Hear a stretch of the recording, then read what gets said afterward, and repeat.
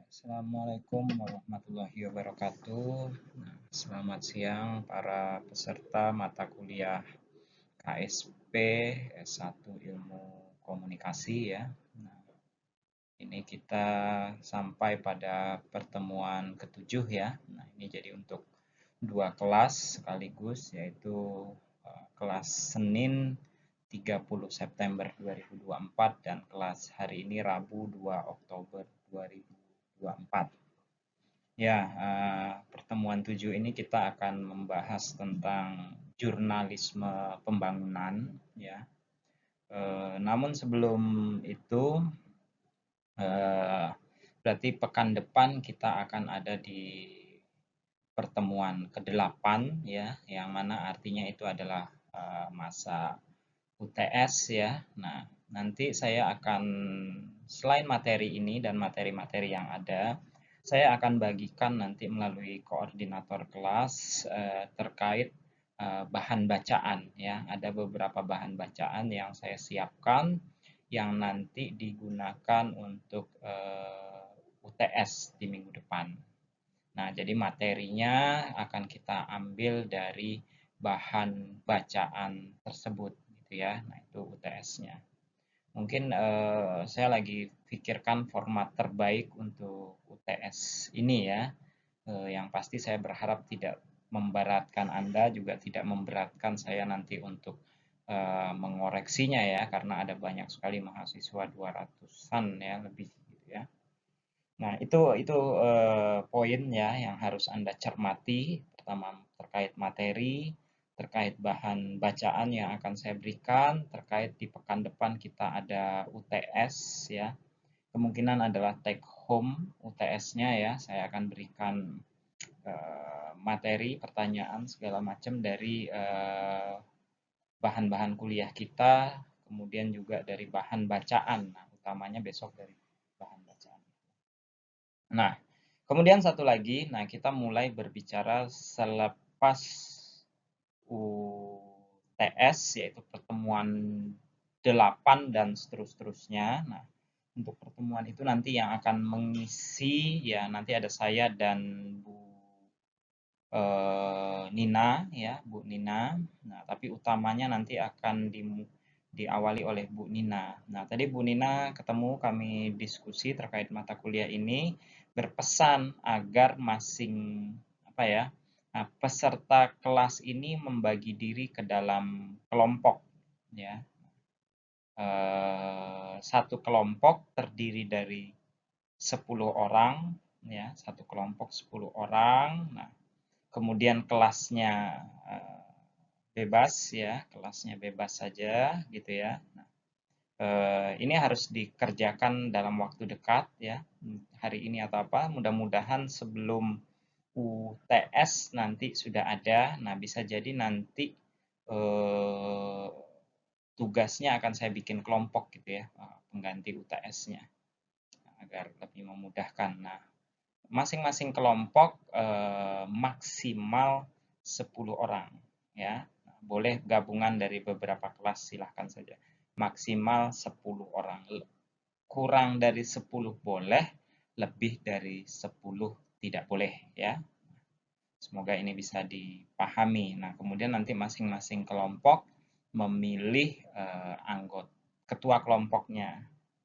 Nah, lalu koordinator kelas ya, baik itu kelas Senin maupun kelas Rabu, mencatat siapa saja anggota kelompok beserta ketuanya. Nah, itu nanti diserahkan kepada saya di pekan depan menjelang UTS atau setelah UTS begitu ya. Oke, semoga bisa dipahami. Oke, materi pada siang ini adalah tentang jurnalisme pembangunan. Nah, ini mungkin saya tidak akan membagikan seluruhnya, mungkin hanya sekitar 30 menit nanti materinya. Sisanya nanti PowerPoint-nya akan saya bagikan ke Anda karena ada lumayan banyak, ada sekitar 28 PowerPoint. Lalu saya upayakan nanti untuk menjelaskannya secara ringkas dan efektif dan efisien gitu ya. Oke, nah kita bicara tentang pertama sebelum masuk kepada jurnalisme pembangunan, jenis-jenis jurnalisme. Mungkin Anda sudah tahu ya, tapi setidaknya berdasarkan topik dan gayanya itu ada 6 jenis jurnalisme. Nah, yang pertama disebut dengan jurnalisme perang atau peace journalism ya. Nah, ini agak aneh juga perang tapi nyebutnya peace journalism gitu ya kan. Nah, perang itu kan war harusnya ya, bukan peace itu damai gitu ya. Nah, tapi seperti itu dari ininya jurnalisme perang yang pertama. Nah, yang kedua barulah jurnalisme pembangunan atau dalam bahasa Inggris sering disebut dengan development journalism gitu ya. Nah, kemudian jurnalisme warga atau citizen journalism, ya mungkin Anda sering lihat ya, ada laporan di Metro TV atau di TV One gitu yang disampaikan oleh warga ya kan. Nah, itu namanya citizen journalism. Atau mungkin juga nanti ada akun-akun sosial media ya, soal berita daerah atau apa gitu ya. Kemudian ada lagi yang keempat disebut jurnalisme umpan balik ya atau clickbait journalism ya. Nah, clickbait. Kelima jurnalisme komunitas atau community journalism dan yang keenam adalah jurnalisme merek atau brand journalism. Nah, itu advertorial itu biasanya tuh itu disebut dengan jurnalisme merek atau brand. Nah, biasanya di Metro TV ya, TV One nah, sering tuh menampilkan advertorial itu atau brand journalism. Oke, nah next. Nah, sekarang kita bicara tentang pengertian dan konsep jurnalisme. Nah, ini sebenarnya menyinggung saja. Saya yakin Anda sudah mempelajari mendalam. Nah, maksud saya ulang sedikit. Nah, nanti sebagai bagian untuk memahami lebih dalam tentang jurnalisme pembangunan itu sendiri gitu ya. Nah, jurnalisme berasal dari bahasa Inggris tadi ya, journalism bacanya ya. Asal katanya dari jurnal ya, jurnal yang awalnya itu berasal dari bahasa Latin, yaitu diurna, yang berarti harian atau setiap hari gitu ya kan. Nah, jurnal itu sebenarnya ya catatan harian gitu ya, yang dicatat setiap hari. Kemudian, nah menurut ensiklopedia atau kamus atau ensiklopedia Britannica ya, nah, Ensiklopedia Britannica ini adalah salah satu ensiklopedia dunia yang dulu yang memang menjadi patokan ya, mencari definisi, mencari pengertian apapun itu biasanya dicari di Ensiklopedia Britannica ini salah satunya. Nah, disebutkan bahwa jurnalisme itu adalah proses pengumpulan, persiapan dan distribusi berita gitu ya. Nah, sedangkan menurut Webster Dictionary atau kamus Webster jurnalisme itu merupakan kegiatan mengumpulkan berita atau memproduksi sebuah surat kabar gitu ya. Nah, bila dipersingkat gitu ya, jurnalisme adalah kegiatan yang dilakukan oleh wartawan gitulah simpelnya. Satu kegiatan yang dilakukan oleh wartawan. Maka keseluruhan proses ini dilakukan melalui bisa media cetak dan media elektronik gitu ya. Nah, sekarang juga sudah berkembang lagi ada media digital, daring dan seterusnya ya. Contoh-contohnya seperti koran, majalah, buku, blog, radio, film dan yang paling aktual tentunya adalah medsos atau media sosial gitu ya. Selanjutnya konsep dan pengertian jurnalisme pembangunan ya. Jurnalisme pembangunan ini merupakan cabang jurnalisme yang fokus pada pelaporan dan penulisan berita yang berorientasi pada pembangunan sosial, ekonomi dan politik suatu negara atau wilayah gitu ya. Nah, konsep jurnalisme pembangunan ini berawal dan mulai diperkenalkan dari pemikiran bagaimana menemukan rumusan atau model komunikasi yang cepat, murah dan massal ya bagi tujuan pembangunan. Kemudian jurnalisme pembangunan atau sering disebut dengan pers ya, pers pembangunan. Nah, dalam praktiknya mengutamakan peranan pers dalam rangka pembangunan nasional, negara dan bangsa dengan tujuan untuk mencapai perubahan ke arah yang lebih baik gitu ya. Kemudian, nah, kita bicara selanjutnya tentang tujuan dari jurnalisme pembangunan itu. Nah, tujuan utama dari jurnalisme pembangunan adalah memberikan pemahaman kepada masyarakat tentang pembangunan. Nah, simpelnya kan gitu. Tujuan jurnalisme pembangunan adalah memberikan pemahaman kepada masyarakat tentang pembangunan. Ya. Kemudian apa? Meyakinkan, upaya meyakinkan masyarakat atau publik akan masa depan, nah, sehingga mereka dapat berpartisipasi dalam pembangunan itu sendiri. Yang ketiga, memberikan informasi yang relevan ya, yang relevan atau yang bermanfaat juga ya, dan yang bermanfaat bagi masyarakat dalam rangka meningkatkan kualitas hidup. Ya, mengatasi masalah-masalah pembangunan dan mempromosikan perubahan positif di dalam masyarakat. Nah, sekarang kita bicara tentang dinamika dan perkembangan sejarah dulu ya, terkait jurnalisme pembangunan ini gitu ya. Nah, awal mulanya ya yang teridentifikasi atau dikenal bahwa jurnalisme pembangunan tidak memiliki awal yang pasti gitu ya, kapan dimulainya dalam pembabakan sejarah gitu. Nah, tetapi konsep ini mulai berkembang pada pertengahan abad ke-20 ya, berarti pertengahan tahun 1900-an. Terutama setelah negara-negara yang baru merdeka, ya, negara-negara yang baru merdeka atau sedang berkembang mulai mempertimbangkan pembangunan sebagai prioritas utamanya dari suatu negara tersebut. Nah, jurnalisme pembangunan ini juga sering dikaitkan dengan era pasca ya, pasca Perang Dunia Kedua, atau artinya setelah era Perang Dunia Kedua. Nah, ketika itu ditandai dengan banyak negara di kawasan benua Asia, benua Afrika, dan negara-negara yang ada di Amerika Latin ya, yang merdeka dari penjajahan kolonial dan berusaha untuk mencapai kemajuan ekonomi dan sosial.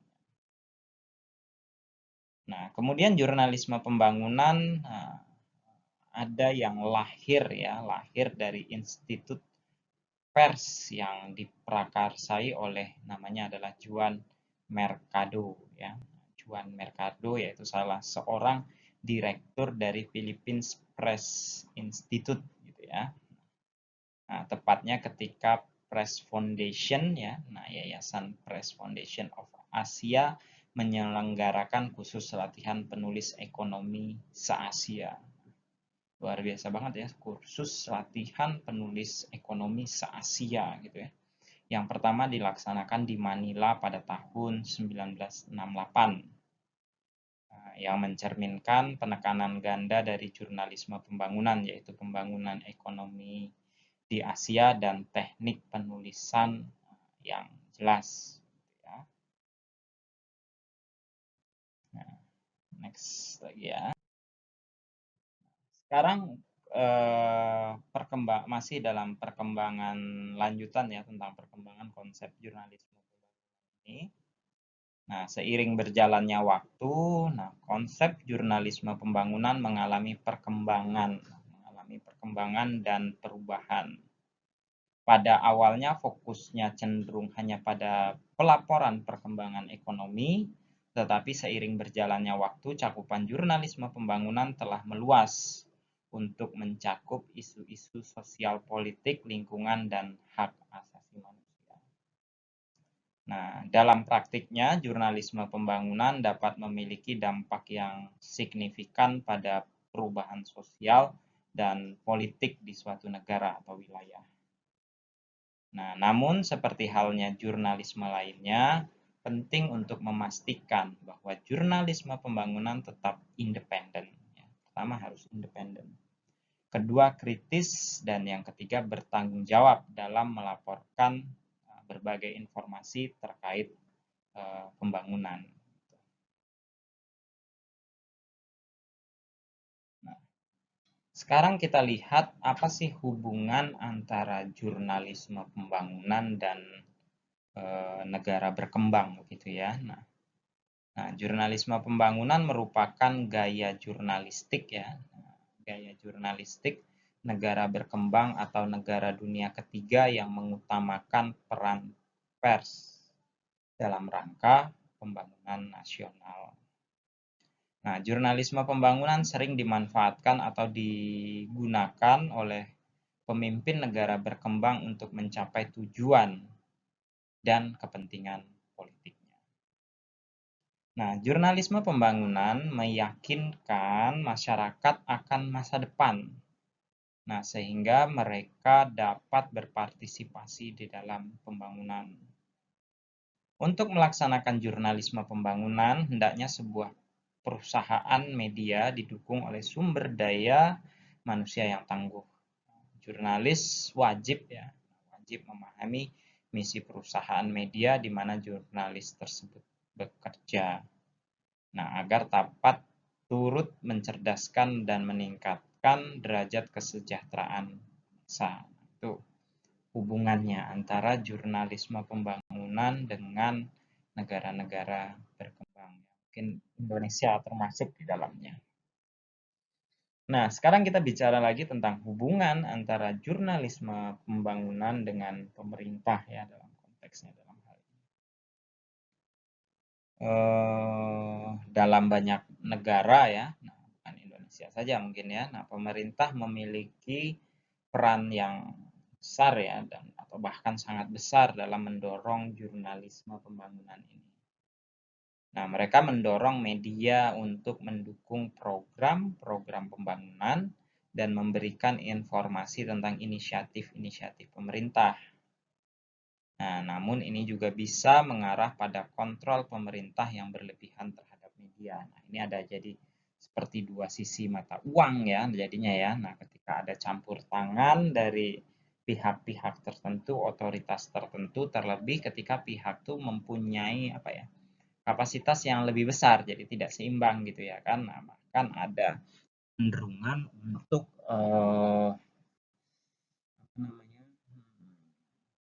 menghegemoni istilahnya ya, atau menjadi pengawas, pengontrol gitu. Nah, ini contoh-contohnya menarik nanti ketika kita lihat dalam era-era pemerintahan Orde Baru di Indonesia ya, bagaimana media itu menjadi alat kontrol oleh pemerintah. Nah, begitu ya kan. Nah, dengan alih-alih misalnya pembangunan dan segala macam. Nah, ini yang menjadi dilema sebenarnya. Nah, di baik tulisan-tulisan yang akan saya bagikan nanti, 3 tulisan itu akan membahas juga atau mengkritisi, mengkaji tentang hal ini. Oke, selanjutnya adalah kritik ya, bahwa jurnalisme pembangunan juga mendapatkan kritik gitu ya. Nah, beberapa orang menganggapnya sebagai alat propaganda. Nah, menarik ya, alat propaganda. Nanti apa yang dimaksud propaganda seterusnya nanti kita pelajari lebih lanjut. Pemerintah atau bisnis besar yang mendukung kepentingan mereka. Terdapat pula kekhawatiran tentang bagaimana jurnalisme pembangunan dapat mengabaikan masalah-masalah yang lebih kecil. Atau dalam hal ini, yaitu tadi ya, mengabaikan tentang kebebasan pers. Oke, kita lanjut ya. Nah, selanjutnya adalah kaitan atau tajuknya adalah jurnalisme pembangunan dan pemerintah Orde Baru. Kita ambil beberapa contoh kasus yang menarik sebenarnya, studi-studi kasus tentang jurnalisme pembangunan ketika dikaitkan dengan pemerintah Orde Baru. Juga sudah sangat banyak sekali kajian-kajian, penelitian-penelitian, tulisan-tulisan yang membahas tentang ini gitu ya. Ini adalah salah satu contoh kasus yang sangat menarik. Nah, mungkin nanti ke depan kalau Anda ingin menulis skripsi terkait ini, nah ini akan banyak sekali bahan yang bisa ditulis terkait ini ya. Tetapi pasti nanti kajian Anda, tulisan Anda bisa nanti dalam bentuk riset dokumen ya, studi pustaka, studi literatur, bisa juga dalam bentuk analisis semiotik dan lain-lain gitu ya. Tapi saya yakinkan banyak tema menarik yang bisa diangkat dari sini, gitu ya. Nah, misalnya di Indonesia pada era pemerintahan Orde Baru ya, ada yang kalau sekarang kita sebut kementerian ya, kalau dulu disebutnya departemen, nah, yaitu Departemen Penerangan ya. Nah, Departemen Penerangan nih ya banyak sekali yang menyebut bahwa ya tampil ya sebagai juru bicara pemerintah gitu. Nah, menarik juga nih misalnya contoh beberapa kemarin kalau Anda mengikuti ya di media, di sosial media bahkan ramai itu ya tentang isu Fufu Fafa itu ya kan. Nah, bahkan sebelum Fufu Fafa tentang pelesiran anak presiden dengan menggunakan atau berpergiannya anak presiden dengan pesawat jet gitu ya kan, jet charteran gitu ya kan. Awal-awal kan banyak kritik tuh ya, sampai ya bola panas berkembang terus menerus sampai pada satu titik, nah Kementerian Komunikasi, Kominfo gitu ya kan. Nah, melalui menterinya kan sempat membuat klarifikasi terkait itu gitu ya kan. Nah, itu menarik sebenarnya ketika dikaji gitu ya kan. Nah, kenapa Kominfo kok membuat klarifikasi untuk hal tersebut gitu ya kan. Nah, itu padahal kan bukan bukan urusan pemerintahan, bukan urusan ketatanegaraan, bukan urusan negara ya, hanya anak presiden yang berpergian dengan menggunakan jet pribadi. Nah, tetapi kenapa Kominfo yang malah membuat siaran pers atau rilis terkait hal itu? Nah, itu kan banyak dipertanyakan gitu ya. Nah, ini menjadi salah satu contoh studi juga, studi kasus yang bisa di apa ya isunya diangkat untuk menjelaskan hal-hal semacam ini. Nah, apakah ini mirip dengan yang terjadi di masa Orde Baru melalui Departemen Penerangan atau apa gitu ya kan? Nah, itu perlu perlu kajian lebih dalam juga gitu ya. Apakah sifatnya hanya sporadis gitu ya kan? Nah, mana suka atau secara acak. Nah, atau seperti yang dilakukan oleh di Orde Baru gitu ya kan secara tersistem dan terstruktur. Nah, lanjut ya. Nah, melalui Departemen Penerangan, nah, kemudian dikenal istilah-istilah. Nah, ini yang menarik menurut saya tadi ya kan, yang bisa dijadikan bahan untuk riset, nulis artikel, atau bahkan menulis skripsi ya. Nah, program-program, kegiatan-kegiatan, nah salah satunya adalah Klompen Capir misalnya. Kelompok pembaca dan apa nih pemirsa atau apa gitu ya. Nah, pokoknya itulah singkatannya. Nah, ada koran masuk desa. Itu kan bagian dari jurnalisme pembangunan juga kan. Nah, program koran masuk desa. Acara siaran pedesaan di RRI. Siaran dari desa ke desa di TVRI. Dan banyak sekali program-program yang lainnya kan. Nanti Anda bisa coba cari dalamnya. Nah, pada masa itu, istilah ini sangat populer hingga ke pelosok desa dan merupakan program pembangunan yang dilakukan oleh pemerintah. Banyak yang menyebutkan secara sepihak gitu ya kan, datangnya dari atas, top down dari pemerintah ke pemerintah pusat, kemudian turun ke institusi-institusi di bawahnya, di bawahnya, di bawahnya sampai lingkup yang terkecil hingga ke masyarakat. Nah, beberapa contohnya lagi disebutkan ya berlangsung secara serempak, berlangsung sama secara nasional gitu ya kan, dan seragam. Nah, dimanapun bentuk-bentuknya akan sama. Nah, bagi pemerintah, nah program-program tersebut sebenarnya bertujuan untuk mempromosikan, menyebarkan, membujuk, mendukung, dan meyakinkan masyarakat terhadap berbagai rencana program implementasi atau dampak manfaat pembangunan gitu ya. Yang telah selesai, yang sedang maupun akan dilaksanakan bagi masyarakat luas. Nah, khususnya program-program ini kebanyakan adalah yang di desa gitu ya kan, dalam bentuk pengembangan desa-desa gitu. Oke, kita lanjut. Nah, masih melanjutkan topik tentang jurnalisme pembangunan dan pemerintahan Orde Baru ini. Nah, peliputan jurnalisme pembangunan mengutamakan proses ya, proses daripada peristiwanya. Bahkan penekanan dalam berita pembangunan bukanlah pada kejadian yang terjadi pada waktu atau hari tertentu, melainkan pada apa yang berlangsung semasa periode tertentu. Nah, seorang jurnalis pembangunan memandang kepada proses pembangunan tersebut, gitu ya. Berhenti sesaat dan menoleh ke belakang, serta melihat ke depan untuk menyampaikan kepada khalayak ya. Khalayak itu maksudnya masyarakat luas tentang proses perubahan sosial dan ekonomi yang bersifat berkesinambungan dan berjangka.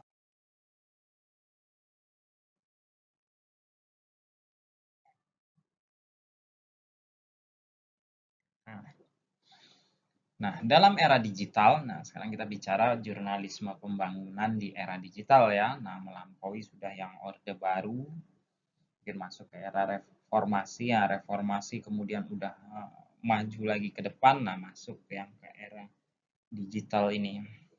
Nah, dalam era digital, jurnalisme pembangunan telah mengalami perubahan yang sangat drastis ya atau signifikan gitu ya. Nah, media sosial dan teknologi informasi telah memberikan lebih banyak ruang untuk partisipasi masyarakat dalam proses pembangunan dan pelaporan berita. Nah, ini telah memungkinkan berbagai perspektif dan pendapat untuk lebih mudah disampaikan. Nah, jurnalisme pembangunan yang merupakan peliputan pembangunan sebagai proses yang berlangsung dalam periode tertentu secara berkesinambungan dan jangka panjang. Nah, jurnalisme pembangunan mendekati isu pembangunan pada tingkat makro ya, makro itu yang besar, dan mikro atau yang kecil, dan dapat berbeda bentuknya pada berbagai level ya, baik level nasional, internasional, atau yang lebih kecil pada lingkup regional atau wilayah-wilayah.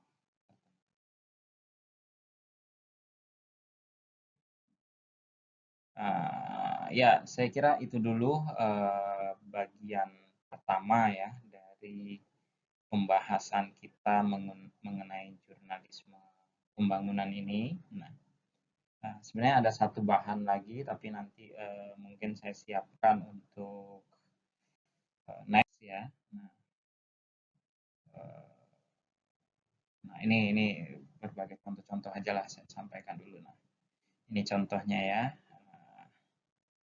Orde Baru Soeharto dan Bapak Pembangunan. Nah, jadi dibuatkan. Nah, Presiden Soeharto, Bapak Pembangunan Indonesia, ya. Nah, jurnalisme pembangunan berperan juga dalam mengamplifikasi gitu ya, menyebarluaskan tentang rezim Orde Baru di bawah komando Presiden Soeharto ini yang bahkan ya secara terang-terangan disebut sebagai Bapak Pembangunan. Dalam banyak kesempatan disebutkan Soeharto Bapak Pembangunan Indonesia seperti itu.